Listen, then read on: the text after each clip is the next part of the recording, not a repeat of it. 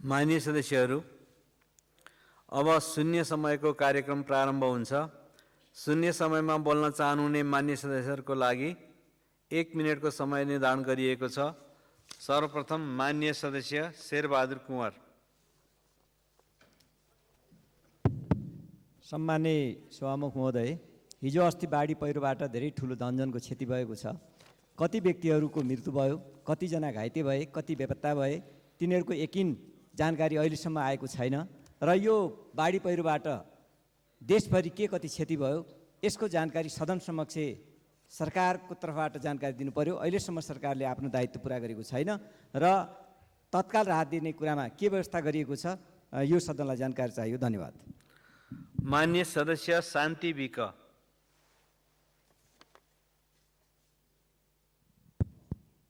सम्माननीय सभामुख महोदय, गृह मन्त्रालय एक्सनमा उत्रिएर ठुला दल डराएर एक ठाउँमा आए भन्दै गर्दा 2080 फागुन 23 देखि आजसम्म एक्सनमा उत्रिन रोक्यो कसले? सहकारीको अर्बौं हिनामिना काण्डले फाइल खोल्ने भ्रमको सिरिज जनताको बीचमा अब रिलिज हुँदैन भन्ने कुरा अवगत रहोस्। सभामुख महोदय, 26 वर्षदेखि मैले चिनेको मेरो दलको नेता सम्माननीय पूर्व प्रधानमन्त्री शेरबहादुर देउवाज्यू आफूले दिएको वचनमा पूर्ण रूपमा प्रतिबद्धता, स्पष्टता, छलकपट नगर्ने, आफ्नो वचनको महत्त्व बुझ्ने, नैतिक मूल्य र सिद्धान्तमा आधारित निर्णय गर्ने इमान्दार व्यक्तिको रूपमा चिनेको छु। मलाई यो नाममाथि गर्व छ। यही इमान्दारितालाई कमजोरी ठान्नु भयो सम्माननीय प्रधानमन्त्री पुष्पकमल दाहालज्यूले। यो बिर्सनु भयो कि बालकोटको बाटो देखाउने तपाईँ नै हो। यसमा हाम्रो दलको नेताको कुनै दोष छैन। तपाईँ चाहिँ बुढा नीलकण्ठ र बालकोट।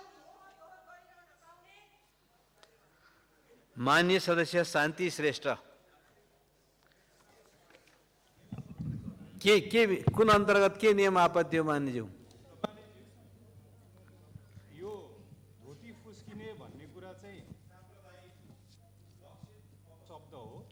हाम्रो 11 नियमावली अनुसार त्यो बोल्न पाइदैन। सदनमा अशोभनीय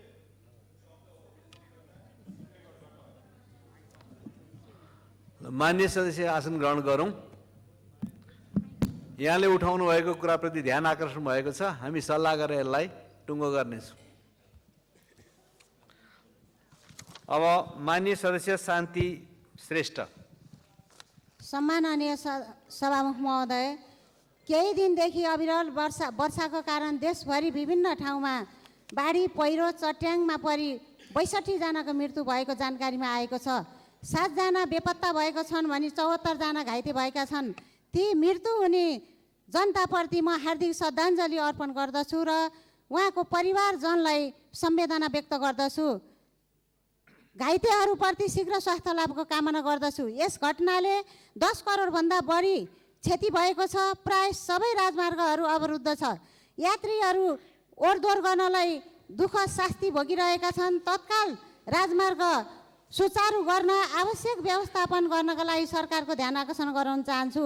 सभामुख महोदय, काठमाडौँ उपत्यकाको बागमती, विष्णुमती, मनोहरा, धोबीखोला, हनुमन्ते खोला लगायतमा ठुलो बाढी आएका कारण आसपासमा रहेका अधिकांश बस्तीहरू डुबानमा परेको छ। ती बस्तीहरूका परिवारको तत्काल उद्धार गरी क्षतिपूर्तिको उपलब्ध। मान्य सदस्य शोभा ग्यावाली।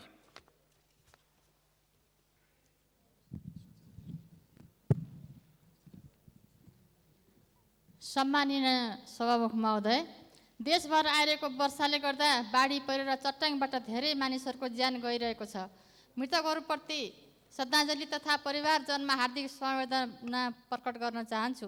साथै घाइतेहरूको शीघ्र स्वास्थ्य लाभको कामना गर्दै निःशुल्क उपचार र क्षतिपूर्ति तथा राहतको व्यवस्थाका निम्ति सम्बन्धित पक्षको ध्यान आकर्षण गराउन चाहन्छु। सम्माननीय सभामुख महोदय, नेकपा एमाले लगायत अन्य दलहरूले यो सरकारलाई दिएको समर्थन फिर्ता लिएको छ। मन्त्रीहरू सरकारबाट बाहिरिनु भएको छ। यो अवस्थामा प्रधानमन्त्रीज्यूले राजीनामा नदिएर नाटकीय ढङ्गले अगाडि बढ्दै हुनुहुन्छ। सभामुख महोदय, छिटोभन्दा छिटो यो मुलुकको निकास दिनको निम्ति यो प्रधानमन्त्री लगायतका मन्त्रीज्यूहरूले राजीनामा दिनको निम्ति म हार्दिक अनुरोध गर्न चाहन्छु। हस्त धन्यवाद। माननीय सदस्य सन्तोष चालिसे।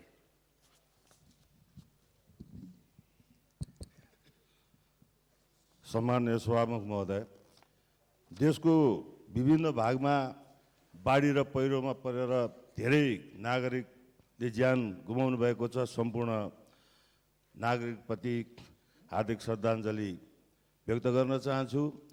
र बाढी र पहिरोको कारणले मुलुकका सम्पूर्ण सडकहरू अवरुद्ध भएका छन् र बाढी र पहिरोमा पर्ने नागरिकहरूको लागि, परिवारहरूको लागि सही ढङ्गको राहत र उद्धारको अहिले पनि व्यवस्था राम्रोसँग हुन नसकेको कुरा यहाँ जानकार गराउन चाहन्छु र सम्बन्धित निकायको ध्यान आकर्षण गर्न चाहन्छु। त्यसै गरी उपत्यकाभित्रका सडकहरूको पनि, जस्तो क्षेत्र नम्बर 3 काठमाडौँको पनि धेरै क्षेत्रहरू जोखिममा छन्। गागलफेदी, सुन्दरीजल लगायतका, शिवपुरी लगायतका क्षेत्र जोखिममा छन् र त्यो ठाउँमा जानका लागि सडकहरूमा अहिले पनि 10औं किलोमिटर सडकमा 4वटा पुल पर्छ। सडक चाहिँ 14 मिटरको छ भने पुल चाहिँ 5 मिटरको छ। माननीय सदस्य सन्तोष परियार। सम्माननीय सभामुख महोदय, नक्कली भुटानी शरणार्थी प्रकरणमा नाम जोडिए पनि 1 वर्ष अघि अदालतमा पेश गरेको अभियोग पत्रमा प्रतिवादी नबनाइएका बेचन झालाई जब वर्तमान सरकारले नियन्त्रणमा लियो, त्यस पछाडि राजनीतिक बेचैनीहरू सुरु भयो। सम्माननीय सभामुख महोदय, त्यति बेला सरकारले अभियोगी पत्र समेतमा नाम नराखेको बेचन झालाई जब सरकारले समात्यो, त्यस पछाडि राजनीतिक रूपमा ठुलो चलखेल सुरु भयो। सुशासन र भ्रष्टाचारको विरुद्ध लागेको सरकारलाई विश्वासको मत फिर्ता लिएर आज जुन खेलको चलखेल भएको छ, म नेपाल सरकारलाई सामान्य सभामुख मार्फत अनुरोध गर्न चाहन्छु, बेचन झाहरूको त्यो केसलाई, त्यो फाइललाई अगाडि बढाइयोस् र स्मरण गराउन चाहन्छु आगामी सरकारलाई पनि बेचन झाहरूले तपाईँलाई पनि चयन दिनेवाला छैनन्। धन्यवाद। माननीय सदस्य सीता कुमारी राणा।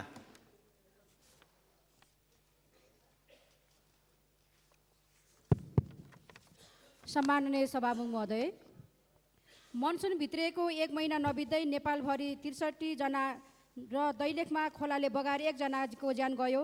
ज्यान गुमाउनेहरूलाई हार्दिक श्रद्धाञ्जली व्यक्त गर्न चाहन्छु। विपद जोखिम न्यूनीकरणको उपयुक्त योजना र रणनीति नभए सामान्यबाट संवेदनशील हुँदै सङ्कटपूर्ण अवस्थासम्म स्थिति सामना गर्नुपर्ने हुन्छ। तसर्थ यस्ता अवस्था नआओस् भन्ने तर्फ रणनीति सहित राम्रो तयारी हुनुपर्दछ। जोखिमका स्थानहरू पहिचान गरी ती क्षेत्रको लगत राख्ने, जोखिम देखे मानिसलाई सुरक्षित स्थानमा सार्न हुन सक्ने सम्भावित जोखिमको सूचना निरन्तर प्रवाह गर्ने, ती क्षेत्रको निरन्तर निगरानी बढाउने, जिल्ला र स्थानीय विपद व्यवस्थापन समितिलाई सक्रिय बनाउने जस्ता कार्यलाई कडाइका साथ पालना गराउनका निमित्त म यस गरिमामय सदन मार्फत स्थानीय, प्रदेश र सङ्घ तीनै तहका सरकारलाई गम्भीर ध्यान आकर्षण गराउन चाहन्छु।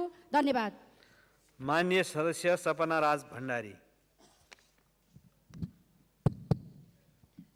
सम्माननीय सभामुखज्यू, पछिल्ला केही दिन यता मनसुनी वर्षाका कारण देशका विभिन्न भागमा बाढी पहिरोले जनजीवन अस्तव्यस्त बनेको छ, जनधनको क्षति भएको छ।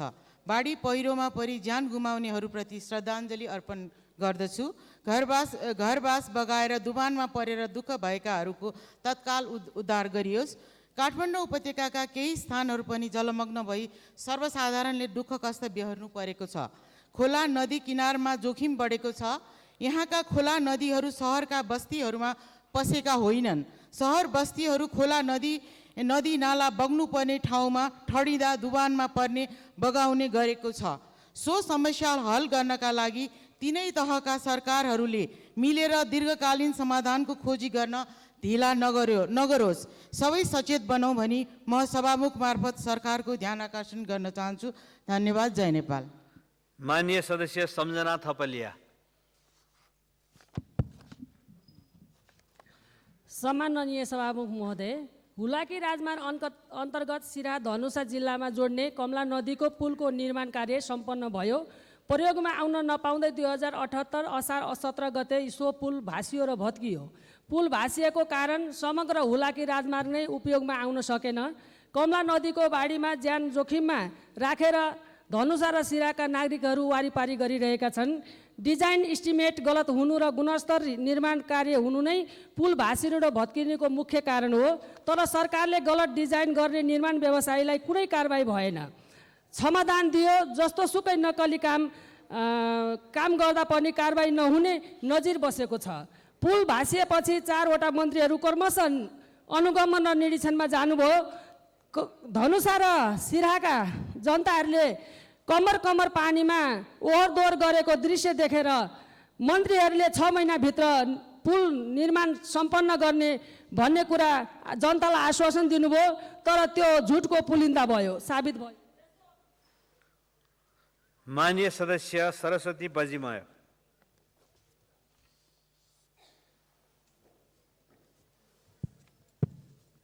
सम्माननीय सभामुख महोदय, केही दिनदेखि परेको अविरल वर्षाले देशभरि बाढी पहिरो र डुबानले जनताको जीवन अस्तव्यस्त हुनुको साथै मृत्युवरण हुन पुगेको छ। मेरो जिल्ला खोटाङमा मानवीय क्षति नभए तापनि गाईघाट जाने पञ्चेदो बाटो, रेग्मिटार बाटो, भोजपुर जाने सेखुवा बाजे लगायत जिल्लाबाट अन्य पालिका जाने बाटोहरू अवरुद्ध भएको छ।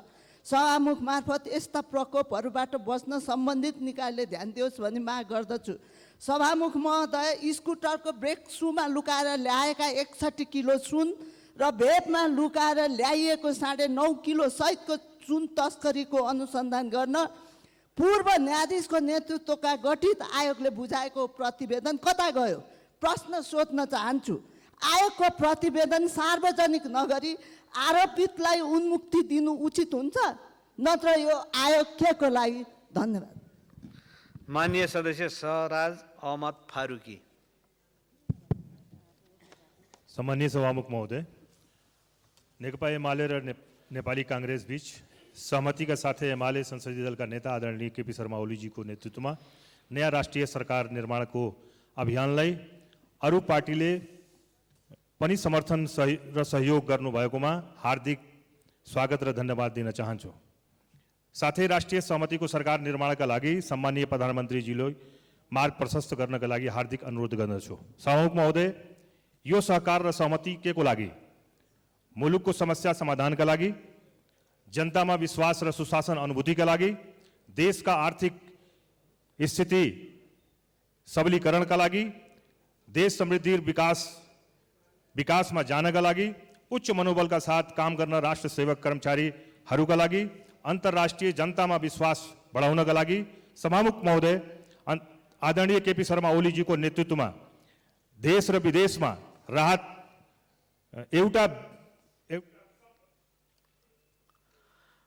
माननीय सदस्य सीता मिजार।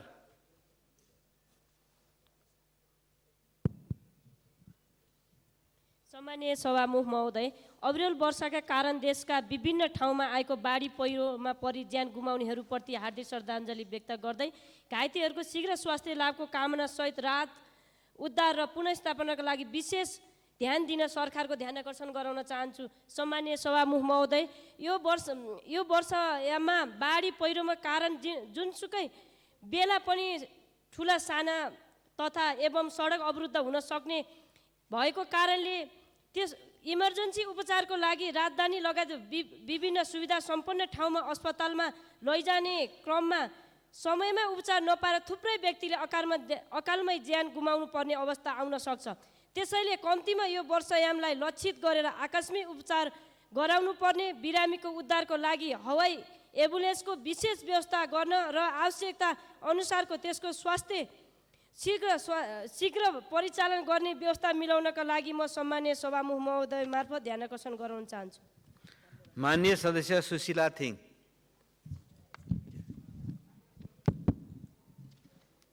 सम्माननीय सभामुख महोदय, सर्वप्रथम म अविरल वर्षाको कारण बाढी पहिरोमा परि दिवंगत हुनुभएका दिवंगत आत्माहरूप्रति हार्दिक श्रद्धाञ्जली अर्पण गर्दै घाइतेहरूप्रति शीघ्र स्वास्थ्य लाभको कामना गर्दै मृतक तथा घाइतेहरूको परिवारलाई उचित राहतको व्यवस्था गरियोस् भनी नेपाल सरकारसँग जोडदार माग गर्दछु।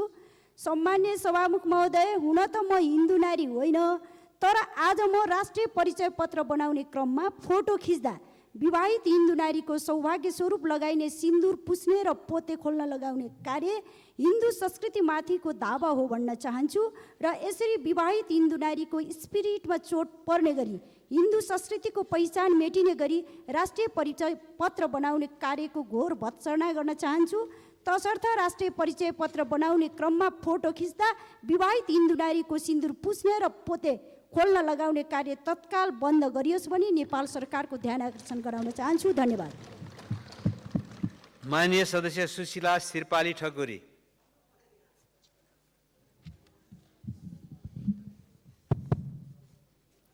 सम्माननीय सभामुख महोदय, नेपालमा भारी वर्षाको सुरुवातसँगै जेठ 28 गतेदेखि सुरुवात भएको मनसुनले ज्यानधनको ठुलो क्षति भएको छ र मृतकहरूप्रति म हार्दिक श्रद्धाञ्जली अर्पण गर्न चाहन्छु र घाइतेहरूको शीघ्र स्वास्थ्य लाभको कामनासँगै निःशुल्क उपचारको व्यवस्था गरियोस् र बेपत्ताहरूको खोजी कार्यलाई पनि तीव्र पारियोस् र घरबारविहीन भएकाहरूको पुनर्निर्माणको व्यवस्थालाई छिटो र छरितोको व्यवस्था गरियोस् र राहतको व्यवस्थालाई पनि सरल र सहज तरिकाले सम्बन्धित ठाउँमा पुग्ने व्यवस्था गरियोस् भनेर म सभामुख महोदय मार्फत माग गर्न चाहन्छु।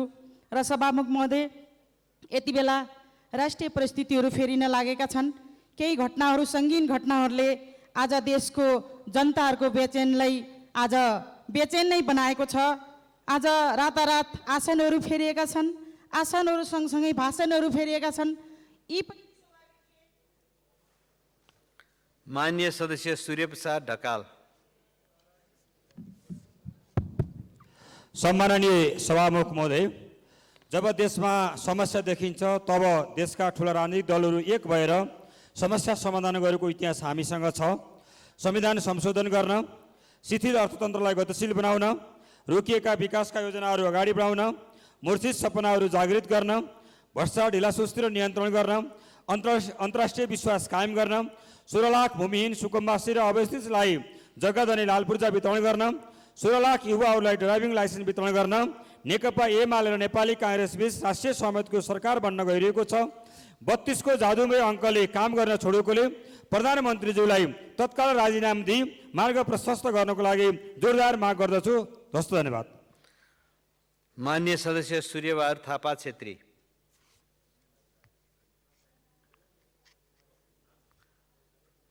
माननीय सदस्य सूर्यबहादुर थापा छेत्री।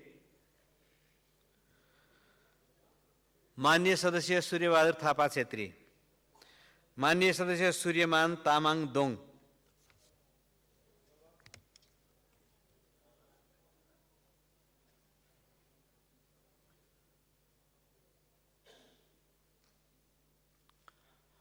माइक के बाद से हेरूं ते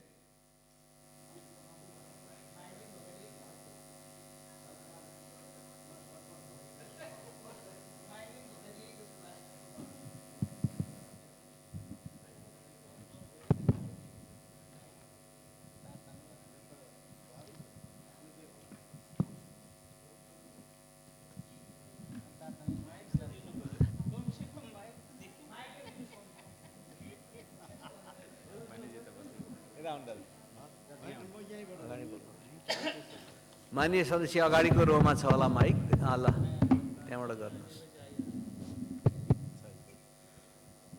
सम्माननीय सभामुख महोदय, काभ्रे जिल्लाको यो वर्षको बर्सातले काभ्रे जिल्ला रोसी 11 को जलिमाया रुजल र सीता रुजलको लगायतका देशभरिको जो यो बर्सातको कारणले मृत्यु भएका मृतकहरूप्रति श्रद्धाञ्जली व्यक्त गर्न चाहन्छु र तत्काल ती समस्याहरूको बारेमा, ती व्यवस्थापनको लागि सबैसँग आग्रह गर्न चाहन्छु। सँगै यति बेला राजनीतिक बदलेको छ। राजनीतिक व्यवस्था छलफल बहसमा फरक हुन आएको छ। सभामुख महोदय, यति बेला साथीहरूले नैतिकताको ठुलो कुरो उठाइरहनु भएको छ, तर यति बेला मान्छे बाढी पहिरोले जनता डुवानमा परिरहेको छ। यही बेला सरकारलाई कमजोर बनाएर अनि फेरि नैतिकताको प्रश्न उठाइरहनु कति स्वाभाविक हुन्छ। सभामुख महोदय, यी विषयप्रति सबै गम्भीर ध्यान आकर्षण गर्न चाहन्छु। हस्त, धन्यवाद। मान्य सदस्य सञ्जय कुमार गौतम। सम्मानीय सभामुख महोदय, जिल्लाको सदरमुकाम गुलेरियालाई नेपालगञ्ज बजारसँग जोड्ने गुलेरिया नेपालगञ्ज सडकको स्तर उन्नतिको कार्य भइरहेको छ, तर बजेट अभावका कारणले त्यसले गति लिन सकेको छैन। सम्मानीय सभामुख महोदय, यो बाटो सदरमुकामसँग जोड्ने बाटो एकदमै महत्त्वपूर्ण छ। त्यहाँको आर्थिक समृद्धिको लागि, विकासको लागि आवश्यक छ तत्काल बजेटको व्यवस्था होस्, थप बजेटको व्यवस्था होस्। र यो बाटोलाई कैलालीको टिकापुरसम्म लैजाने कार्ययोजना थियो, त्यो यो वर्षको बजेटमा विनियोजन भएन। यसले वैकल्पिक राजमार्गको स्वरूप ग्रहण गर्दै गरेको भएर यो एकदमै महत्त्वपूर्ण छ, यसमा सरकारको ध्यान जाओस्। धन्यवाद। मान्य सदस्य हितराज पाण्डे।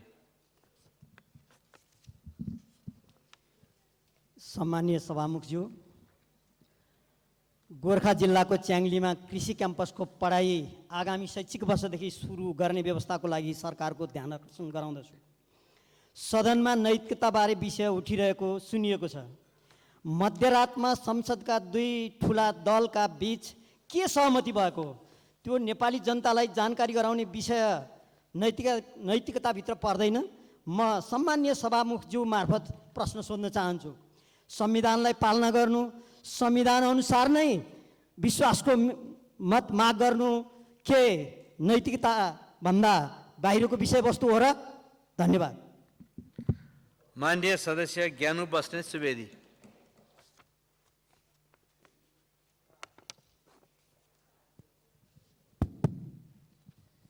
सम्माननीय सभामुख महोदय, असार 17 गते मध्यरातमा रहस्यमय र षड्यन्त्रपूर्ण तरिकाले संसदका दुई ठुला दलहरूले गरेको कथित सम्झौताको म घोर विरोध गर्दछु।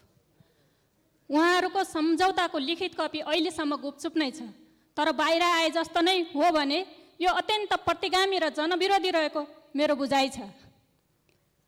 सदनको अहिलेको सङ्ख्याको बनोटमा सरकारहरू बन्नु र फेरबदल हुनु कुनै असामान्य कुरा बिल्कुलै होइन, तर उक्त कथित सम्झौतामा मौजुदा संविधानको मूल भावना विपरीत प्रतिगामी हतियार चलाउने कालो नियत देखियो। सम्मान्य सभामुख महोदय, यस प्रकारको हरकतले देशलाई गृहयुद्ध र राष्ट्रिय युद्धतर्फ धकेल्न खोजेको प्रश्न देखिन्छ। हामी सम्पूर्ण शक्तिका साथ सदन र आवश्यक परे सडकबाट यसको प्रतिकार गर्नेछौँ। धन्यवाद। लाल सलाम। माननीय सदस्य हेमराज राई।